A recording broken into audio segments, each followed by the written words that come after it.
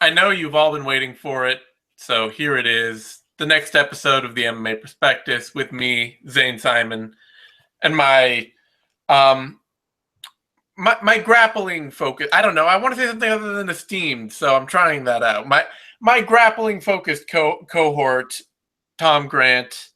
Tom, thank you for joining me once again this week to talk about all that is rising in MMA. It's nice to be back, and we're kind of we're getting towards the other end of the Olympics, and MMA is going to start coming back into play. So, been enjoying a lot of component arts of Olympics, or component arts of MMA. Yeah, it's fun to see different athletes highlighted, and we get a little bit more of that Olympics excitement in the MMA community, I think, than we used to, because more athletes are from non-traditional, or more athletes from other combat sports are starting to look at MMA as a place where there's enough money to even try and make a career. Whereas I think for a long time it was just sort of like, we've always had the wrestling tie-in and stuff like that, but I think people are a little more like, is this judo person going to try MMA this year? Or is, stuff like that. So it's fun to see that. And of course, we're now far enough out from the other side, on the other side of Ramadan, that we're starting to see some Russian MMA again, which means we have more to talk about. Although, frankly, there aren't that many events going on this week, so more is a very relative term. More than zero is still more. Yeah, the Russian MMA it's great to see that back. There's still kind of a lack of monthly or weekly MMA events. I don't know what that is about at this point, but there's just not that many events going on this week. The big one, obviously, that we're going to be focusing on is UFC 202. And, of course, that means talking Colby Covington and Cody Garbrandt. They are the two premier, top-tier, blue-chip prospects fighting this week.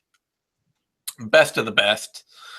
And before that, we'll also be dipping back into UFC Fight Night, Salt Lake, Rodriguez versus Caceres, because there was a lot that went on that week, and we took the week after it off. So we got some catching up to do there. And on that note, I think we should just start out by diving into UFC Salt Lake and talk.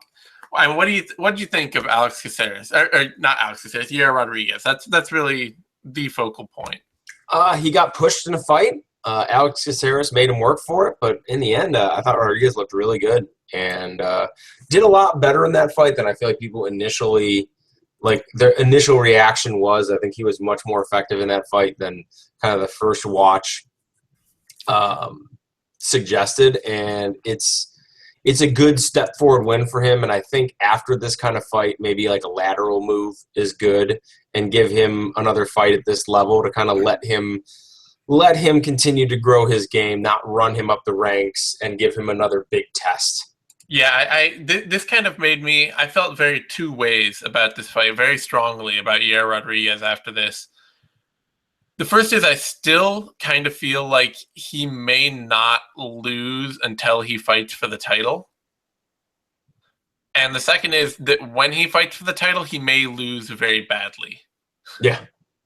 Like it's both like a continuation of my feelings of hype and like a major put on the brakes hype moment for me, because we basically saw Caceres kind of figure out where the big gaps to exploit in Yair's game were, and to take advantage of those gaps at times. Yair is just not a good boxer in close at all. And whenever Caceres could close the distance and put hands on him, he did, and was reasonably effective doing it.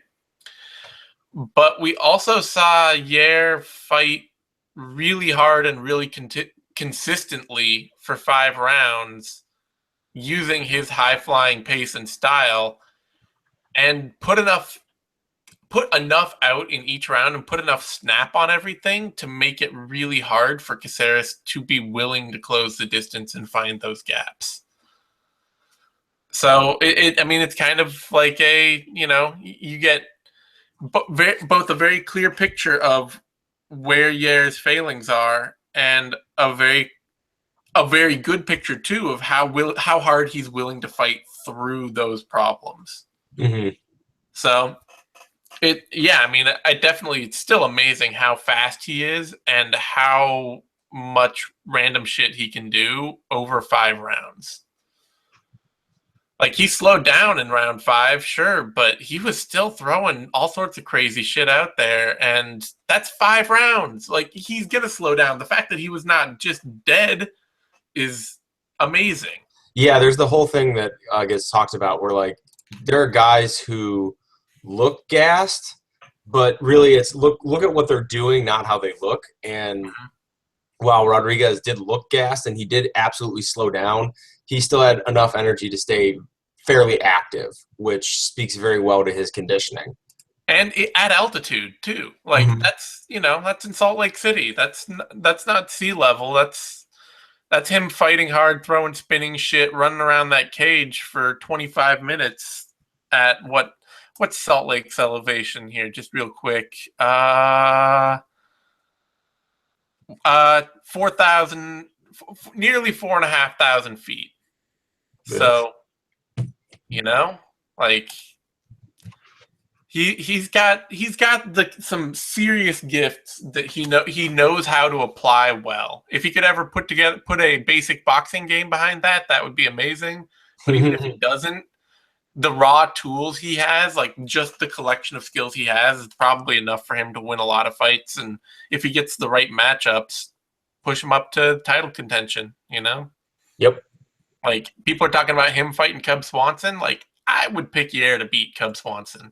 Yeah. Swanson definitely looks like he is a fighter on the other end, on the downside of his career at this point. He almost got knocked out by Kawajiri. Like, he won that fight, and it was great, but when Kawajiri's putting hands on you, Yair can land the same kind of shit Kawajiri was. Yeah. Yeah, no, it is worth noting that if we're, because we talk about aging curves and all that, so Cub Swanson's on the other end of the spectrum of what we usually talk about on the show, but, like, the days of him, like, acing people like Ross Pearson and Charles Oliveira, where he was just one-punching people, that's 4 years ago now. Like, he's a different fighter that doesn't really do that anymore. And that's I've had a hard time, like, envisioning that, because I just can't get, like, whenever someone says Cub Swanson to me, I see him ripping that body shot on Charles Oliveira in my head and thinking it was like, oh, that was like 1-2 years ago. Like, he's still in that form. It's like, nope, that was 2012. Yeah. Interesting thing is, too, in that time, after that Jose Aldo fight of his way back in 2009, like, his face went numb for, like, 6 years. He had no feeling in his face. And then, like, he now suddenly has feeling back in his face again. Is that one of those things? Is that a help? Is that a hindrance, maybe? Like, is that suddenly a problem where it's like, oh, actually, it's probably good. Like, it's probably good for him in the long term, but is it bad for him as a guy who gets punched in the face all the time? Yeah, no, as someone who professionally takes punches in the face, you might be better off having a numb face. Yeah. So, just one of the... Anyway, Rodriguez, I'm still hyped, but it's going to be interesting to see who derails him and how. Because it could happen. I mean, if he gets the wrong matchup, if he fights somebody on the way up, like, I don't know, like, maybe like Ricardo Lamas, who's really good at taking advantage of mistakes and of openings, like, that could put a halt on Yair's game. Also on that card, super, super impressive was Marcin Tybura. Yep. Looked like he was so impressive that he bought himself a ticket to fight Derek Lewis, which I'm not sure you want to be that impressive. No, that's bad. That's very... Oh, I had not heard that. Is that match been made, or is that something he's lobbying for? No, I believe that match has been made. They're booking it for I can't remember what card. It's not like official, but they've agreed. Yeah, they've verbally agreed to fight in Manila on the upcoming fight card in Manila in the Philippines. Yeah, that's not going to end well for Tybura. It may not. It's Especially with his new kickboxing style. Like, he looked good, but he was also against Victor Pesta, who just did not have any of the mobility or confidence to track him down on the feet at all. Yeah. Yeah, no, definitely looks improved. Added big pieces to his game. But oh god, Derek Lewis, yeah, we'll likely be taking his lunch money. Yeah, it'll be interesting to see. I mean, the thing is that, it's not like Tybura's going in way less experienced. Tybura's got years under his belt. He's got rounds under his belt. He's not as young as he looks. He's got that Josh Barnett babyface thing going on. Yeah. I'm more worried about they're the same height, but like they're not the same size. Yeah, Tybura looked small, like in better shape than ever, but I don't know. Lewis is just such a power monster, and at that division, like, that's just so important. The one factor that may be in Tybura's favor is I think it's fair to say that Tybura is a better wrestler than Roy Nelson. Yeah. And Roy Nelson got Derek Lewis down multiple times, but to get there, he had to get blasted in the face about 10 times. Yeah, Derek Lewis had to eat a really, really tough shit kicking. And Tybura is tough. Like, that's been one of Tybura's defining things, is that he's really hard to put away. But is he Roy Nelson hard to put away? I don't know about that. So that's pretty rarefied air when you're talking about Roy Nelson hard to put away. It's a little I don't know, it's a little weird because I'm like now hyped off Marcin Tybura way more than I was going into this. I was a little like the next underwhelmingly unathletic heavyweight who did well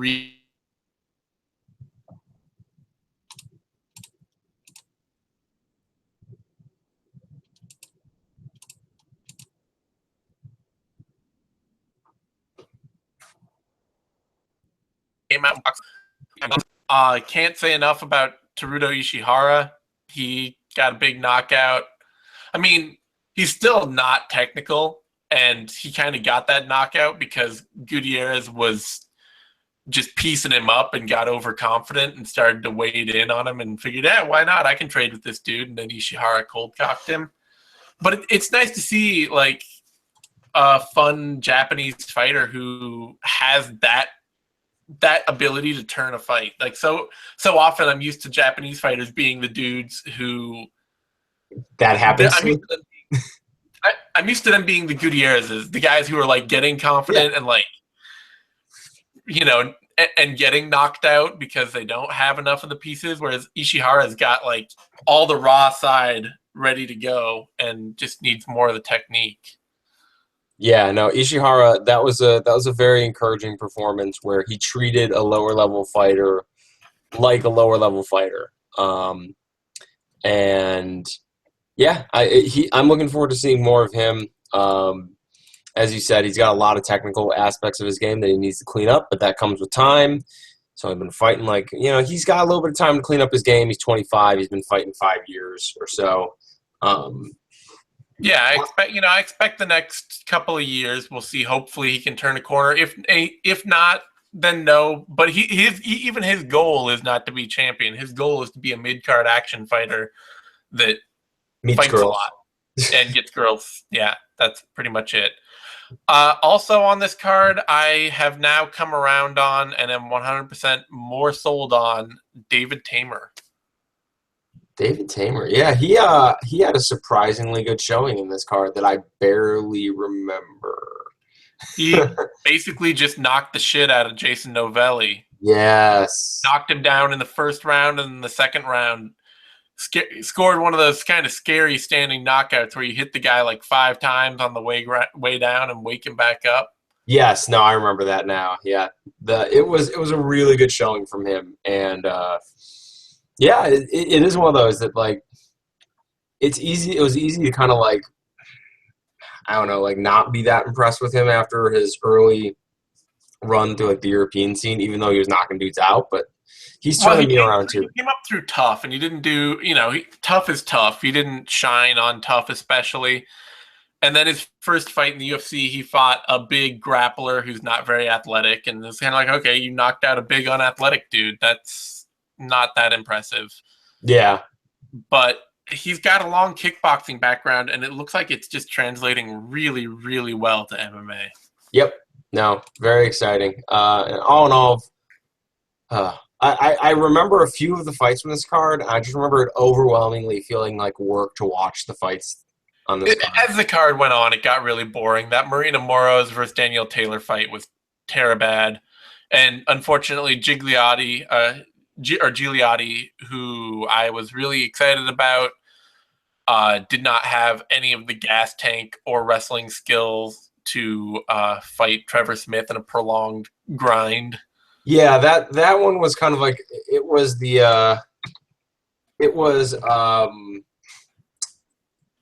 what we were just saying about Marcin Tybura, where like we were worried he was another like mildly athletic heavyweight that was good on the regional circuit and I got smashed. That was like watching this fight with Gigliotti. I'm like, oh god, so he's that middleweight. Like I think my notes on this fight were smashed, destroyed, and left for dead. Yeah, he may need to go down to welterweight. His arms are so short, and he did not look middleweight sized. Yeah, and I think he is definitely not.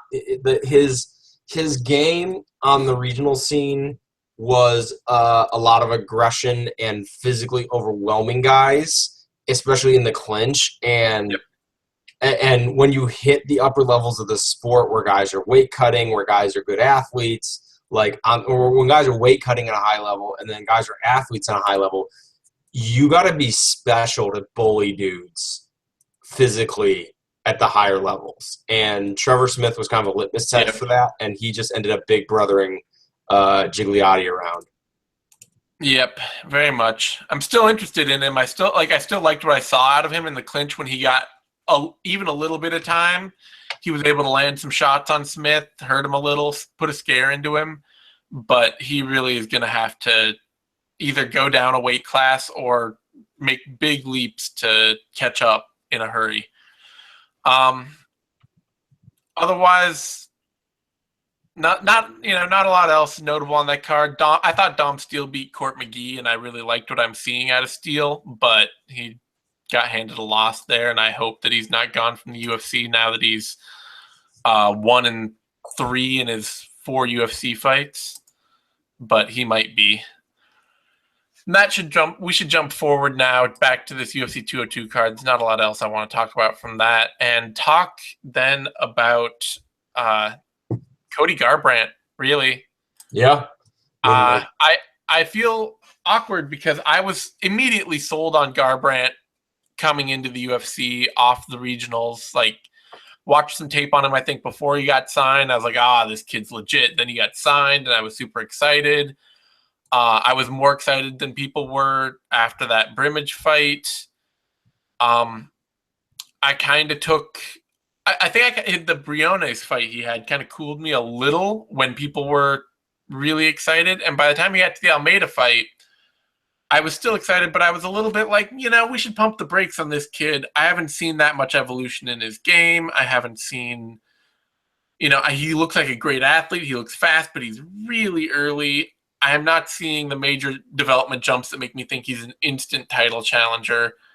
And then he knocked the shit out of Almeida, and here he is fighting Takeya Mizugaki, and this is a very winnable fight for him.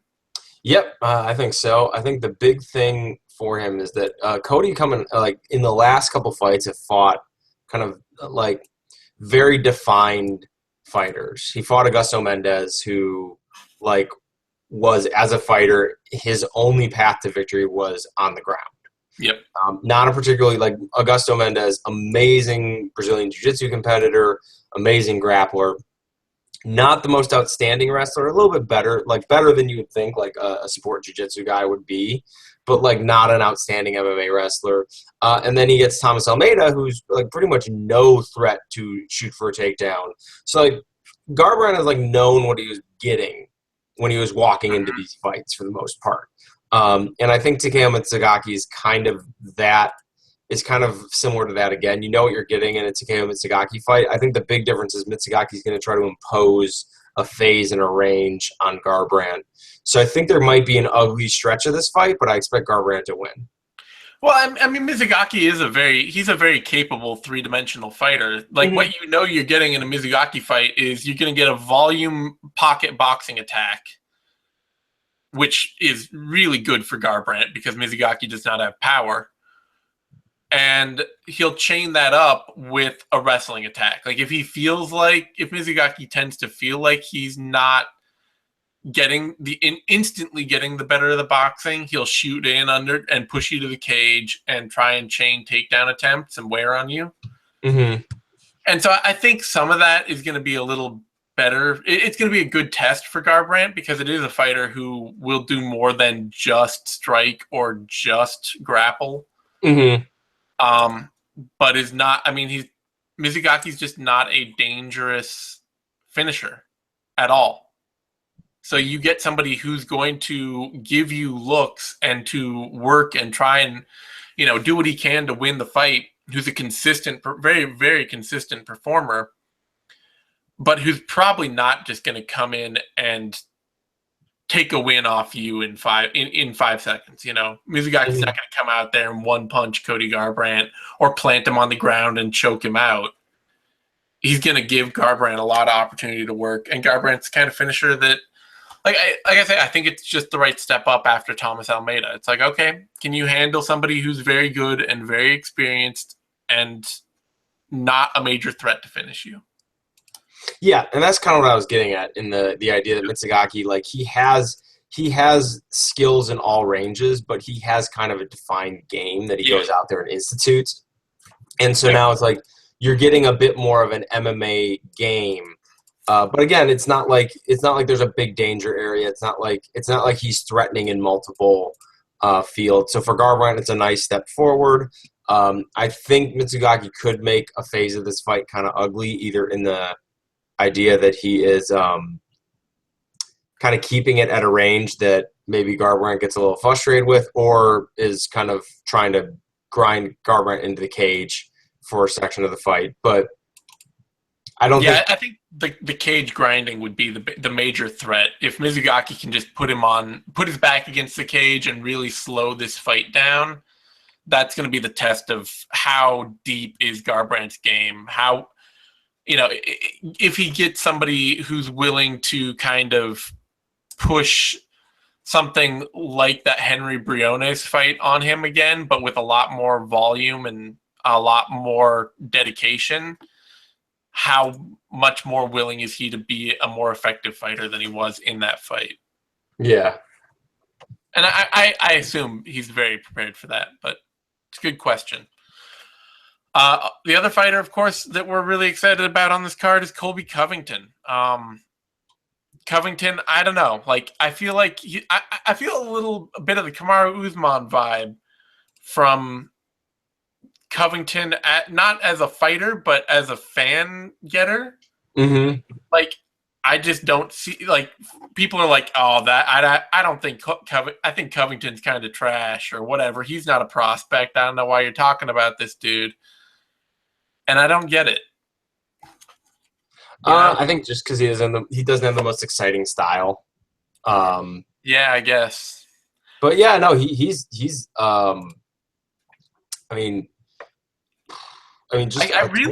he's a total powerhouse once he gets on top of you. And he's clearly adding facets to his game. Had a nice bounce back from the Warley Alves fight in 2015.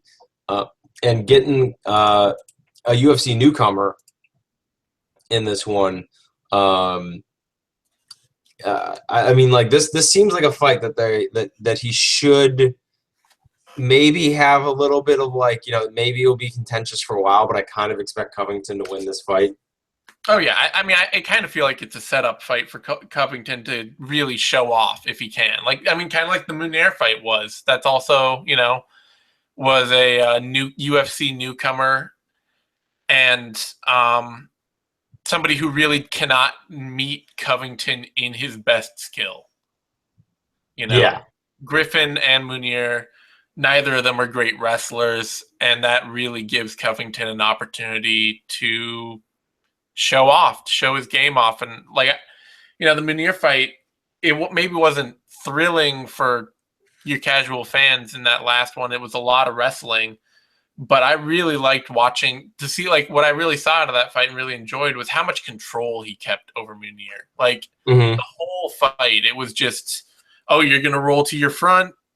You're gonna roll on. Yeah, you're gonna roll to your front. Well, I'll take a back ride, and every time you try to switch up, I'll take, I'll get into a cradle and grab a leg and move around and just on top of you. Or if you roll onto your back, I'm going to constantly push for like half guard and side control. And he was just working the whole time to make Munier's life hell in that fight. Or Meunier, I don't know. Whatever, he's French-Canadian. I don't give a shit how they pronounce that. But, and then he choked him out. Like, he was obviously searching for advantageous positions and throughout the entire fight, and when he finally found one that he really could make good use out of, he choked him out. And I think that's great to see from Covington. I hope he can continue to integrate more grappling into his wrestling, because with Griffin, it really feels like he's got somebody who, I don't know, like watching tape on Griffin, he really feels like a fighter who has made a career out of being the better athlete the whole way through regionally. Yeah. And is now going to be faced with an extremely good athlete who actually has a deep skill base. I mean, it's kind of like what we were just talking about. Like, if you're out-athleting dudes on the regional circuit, that can work at the higher levels of MMA, but you got to be an outstanding athlete, because you're going in there against Colby Covington, who is an outstanding athlete in his own right. You got to be pretty damn special to, like, out-athlete that guy. Yeah. And Griffin's got power. Like, that's his legit thing, is that he's got one-punch power even when he's arm punching or moving backwards or off balance. He has the kind of one-shot power to end fights. But, that is a really tough game to play, too, because he hasn't been fighting necessarily all the best. Actually, I should say his competition's been pretty good, but he hasn't been fighting a lot of really great strikers. He's been fighting a lot of the best competition available to him on his circuit. But it's David Mitchell, Randall Wallace. He's not fighting like dudes who've made their names out of being really amazing. Even Ricky Legere Jr. or Legere Jr. And the one time he fought a great striker recently, Chidi Njokuani, he lost. So, like, I'm not. Griffin's got great power, and especially when he fights grappler, or especially when he fights people who don't strike. But I don't know. I'm just not sold. This fight with Covington just seems like it's too much of Covington's advantage in one area, and Griffin's striking, while it's powerful, is not clean. It's not clean enough where I'm like, oh, he's just gonna murk this dude. Yeah. So also on this card, other prospect of note is probably, or at least one of the other prospects of note, we got a couple others, is Marvin Vettori. Yeah. I'm looking for Vettori. Kind of stuck out to me a little bit when I was scouting the regionals, because he kind of reminds me a little bit of Tom Breeze, where, like, watching his regional tape, he was almost like he was a pure submission grappler for a little bit. He just tried to get guys down and submit them any way he could. And it's not a style that you or I either think plays very well at the highest levels of MMA for a variety of reasons that we've talked about and I've written about and all that stuff. In his most recent fight, however, or I should say, I wasn't able to find a video of the Jack Mason fight, so it may be his last two fights.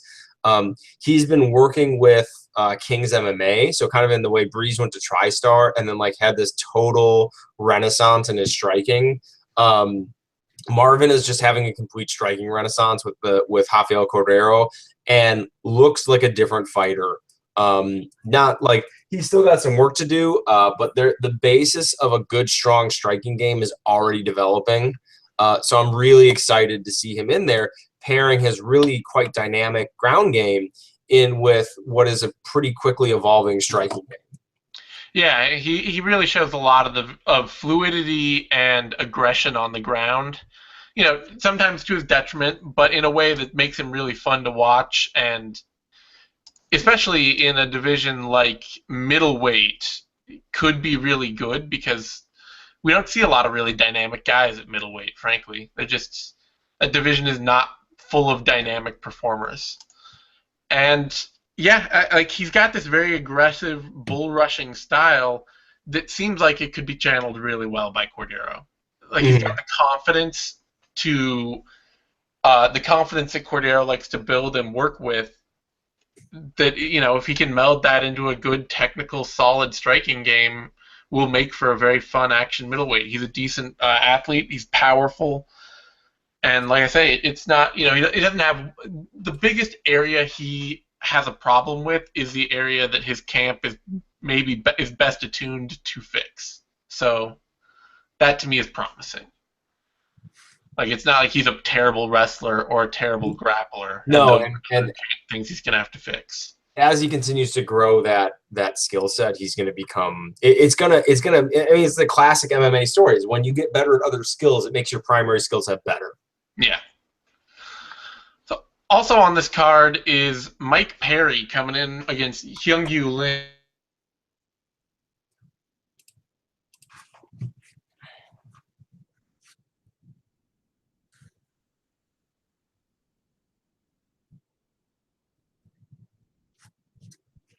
Perry has an instant chance to make a major splash in the UFC. But I will say, this is the kind of dude that I really, and not to knock, because I know he's training with a longtime friend, so it's probably going to be even harder for him to break out of it. He's training with Alex Nicholson out in Florida at the UFC gym that I think Nicholson might actually own that UFC gym that they train at, or be part owner. And I really like Perry is a great natural athlete who just needs a lot of good training, and I don't know that he's going to get that. Yeah. I mean, just looking at him, he's a good athlete, but his striking isn't particularly clean. He tends to really badly overextend on punches. All right, so he has a good jab. He throws a really heavy jab, but he really loads up his right hand. Yep. And winds up and throws a pitch sort of thing. And he seems like a pretty able counter wrestler, and he seems like he's pretty good in the clinch. So he has some base skills, and as I said, he seems like a good athlete on top of that. So there's a reason he's made it to the UFC, but I think it's very likely that he struggles on this level until he starts adding some more skills, particularly to his striking game. Though I'm sure when he connects with that punch, it's pretty darn powerful because he's put away everyone he's fought. Oh yeah, no, he's got the power, he's got the natural athletic ability, and I like some of the fundamentals he's already adopted, like a really powerful jab, and he's got some counter wrestling. He's got the basics to make a stronger game going forward, but he's fighting a Slim, who is bigger and every bit as athletic and dynamic, if not potentially more so, and has way more experience. Yeah, no, it's. I don't think it's a good matchup for Mike Perry at all. A couple other younger fighters on here. Courtney Casey is kind of turning. She's 5-3, but she had a good fight. Looks good, but against that opponent, she probably should have looked good going against Ronda Marcos. Elizabeth Phillips, a mildly interesting. Ronda Marcos is actually, I think, the fighter to talk about there. She only started in 2012. You're right. So even though she's 31, I'm still really interested to see how her game develops. I think I was unfortunately there are a couple things that have got me worried with her. One is that in her fight with Jocelyn Jones-Leibarger, I don't think she's shown much skill development. Oh, God damn it. Training at TriStar and back to Michigan top team. And that is not a great sign to me. No, that sort of. going back to the smaller team probably isn't a great thing. I mean, it was one of those that she had her moments in her fight in June, where she looked every bit like the excellent athlete that she is. And Michigan Top Team isn't a horrendous gym. It fits into like a nice, it's like a middle ground. You know, it's not quite a complete unknown regional gym, but it's also definitely not an elite gym. But I generally agree with you. I feel like Ronda Marcos would have been better served staying at a top camp, or maybe if TriStar wasn't the right fit with her, trying one of the other elite camps out there. But yeah, she's just in a weird place. I think Courtney Casey will be an interesting test for her because if I'm correct, Casey is pretty big for the division. Yeah, she's 5'7". And she's tough in the clinch, so with like a lot of little sneaky takedowns too. So I think Marcos could maybe get a fight that I think it might be more of a fight than Marcos is expecting if she goes right into that clinch against Casey. Yeah, I would have said that it's gonna it might mirror her Jocelyn Jones Leibarger fight, because Leibarger is also 5'7", also a decent athlete. But the big thing for me with her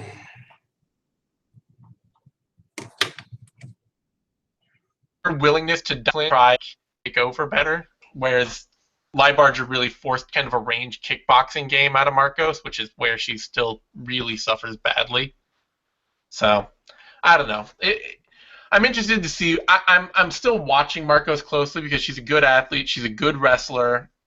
But I'm still waiting. I'm waiting to see things develop, and with the way, part of it is there's just not a lot of money. Even in the UFC, there's not a lot of money going to a lot of these women in MMA. A lot of them are having trouble getting camps together, being able to train, all that kind of stuff. And just also at a small team, it might take her long. I mean, it might be another 3 or 4 years before things really click for her the way they should, at which point she'll be in her mid-30s. So yeah. Who else is like within the prospect range on this card? Chris Avila. Yeah. He it's one of those things that you say he's a Cesar Gracie fighter, and so you kind of expect kind of a Diaz-y sort of style out of him, but he's really surprisingly low volume, kind of passive as a fighter. Yeah, I think this Artem Lobov Avila fight is going to be one of the ugliest things that the promotion has put on in a long time. I agree with you. I shouldn't say that because I just did Marina Moroz versus Taylor, which was a terrible, god-awful fight. But it's going to be like that, except they might hit each other. The thing, what is noteworthy is that if you look up Chris Avila, there's not a ton of tape on him, but like his camp has a highlight reel up of him up, and he's had 7 fights, and the majority of his highlight reel is him in the gym hitting mitts. Yeah, like that pretty much. Like he doesn't throw in a fight. The fight he had against Zach Zane, I don't think he threw a single punch. I think he literally let Zach Zane punch himself out, trying to KO him, and then like stuffed a takedown and then took the back and choked him. Yeah, it was an ugly, ugly fight. I'm not that thrilled. So I think we should move on to some regional fights rather than try and spend more time talking about these dudes. There is an ACB card, Absolute Championship Berkut in Russia this week, and on that is one of my favorite prospects out there, Abdul-Rahman Temirov. Yes. Back in the cage. And I am super excited because Temirov is one of those dudes who he's got that kind of Russian Sambo, over-aggressive grappler, inconsistent striker, powerful game going. But he's also like, he's such a great athlete that he's one of those dudes that every fight I've seen of his, there'll be one moment where I'll just be like, how the hell did you just do that? Yeah. Whether it's somebody like way deep on his hips and him just shucking a takedown attempt, or just some nifty like highlight kick or something like that. He's always got something that's just kind of ridiculous to throw out there. So I'm really excited to see him fighting again this weekend. Yeah, and he's fighting Kukov, who's like kind of like a really pure grappler type. Yeah, I think Turmenov's gonna knock his head off. Temirov should look good in there. I also liked on that card. Took a look at Rasul Albaskhanov. Yes. He's got a really fun kicking game, really great scrambler, flyweight dude. They're running a flyweight Grand Prix, I believe, starting on this card. Yes, they are, and they got a lot of really good. I think Russell's probably out of all of them the one I looked at, like probably the best of them. And as you said, really good athlete, good kicks, really dynamic grappling game. Yeah, really fun dynamic grappling game. So that one should be good. Maharbek. How do you Maharbek? Card. Looking down the card a little bit, and sorry. I defer to you on all. Maharbek Karginov. Karginov, really aggressive, dynamic grappler who has some really fun transitions. I currently put up on my Facebook. He's the rail thin dude, right? Yeah, I put a GIF of him, a guy going for a shoulder throw on him, and him turning it into a rear naked choke triangle attack. That was just awesome. Yeah, that was pretty cool. I did see that. Also, I liked a couple of fighters. They're really similar. One's a flyweight, one's a lightweight. Kurban Gadzhiev and Shamil Nikaev. Mm-hmm. Both of them look like good. They look like very super prototypical Russian fighters. Good athletes, powerful, low volume. Next to Shamil's name, I wrote one note. I just wrote grinder. Yeah. Like that sums him up for me. Is like, yeah, he's just a powerful, nasty, tough dude who's just gonna get you down and grind you out. Couple other people I want to take note of. There's also an S70 card this week in Russia, another Russian card. And there looks like an interesting, I don't know how good it'll be, but an interesting light heavyweight fight in terms of light heavyweight prospects. Mikhail Ragozin and Wallyson Carvalho. So Brazilian light heavyweight prospect versus Russian light heavyweight prospect. Neither guy is like electric. Oh my God, this is amazing. But they both look like they might have some of the baseline tools that if their games continue to develop, they could make their way into they could make their way into the UFC. I mean, the UFC needs light heavyweight dudes badly. These guys aren't poor athletes. They don't have terrible fundamentals. They're working on solid kind of low output striking games. So I'm very interested to see that fight, see if either of those dudes can make a big step forward. Yep. There's also an RFA card this weekend. Yeah, I didn't see much on that RFA card. It was a little hard to scout for. Alex Perez doesn't really have much tape out there, but from what there is, he looks like an excellent athlete with pretty well-rounded skills. I believe he's fighting a guy who's 10-0, but like there's no tape. Can crusher. Yeah. There's no tape of this guy that isn't an explode. Davi Ramos is fighting, right? Yeah, Davi Ramos, ADCC champion, is fighting. I think I talked about it before. I've gotten to see Davi Ramos grapple in person. Like he came to a Chicago Open, and violent is the best word I can use to describe his grappling, even within a sport jiu-jitsu context. Though the move to MMA hasn't perfect. He got David Rickles in his MMA and his Bellator debut, which was a little rough. Yeah, that's just cruel, quite frankly.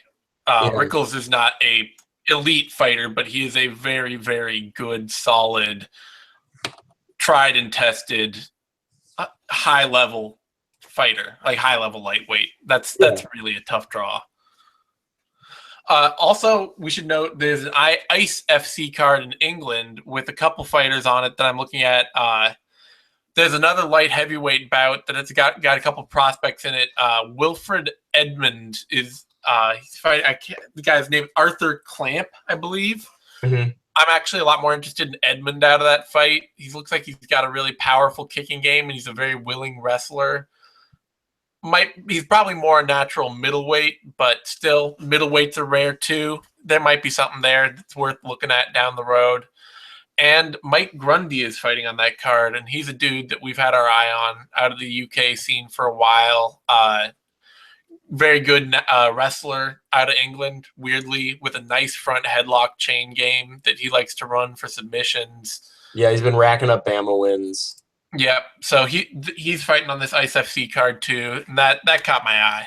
Other than that, not much else that I saw that was really worth looking at. You got anybody else you wanted to highlight before we wrap? No, I looked around, and it's a weird week where there is some interesting stuff going on, but there's a lot of guys who either don't have tape or are just utter can crushers.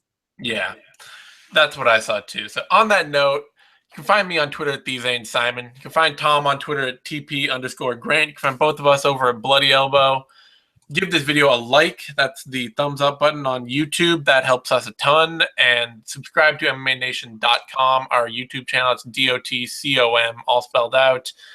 That way you get all the latest Bloody Elbow shows, videos, interviews, all that good stuff. Thanks everyone for tuning in, and we will see you next time.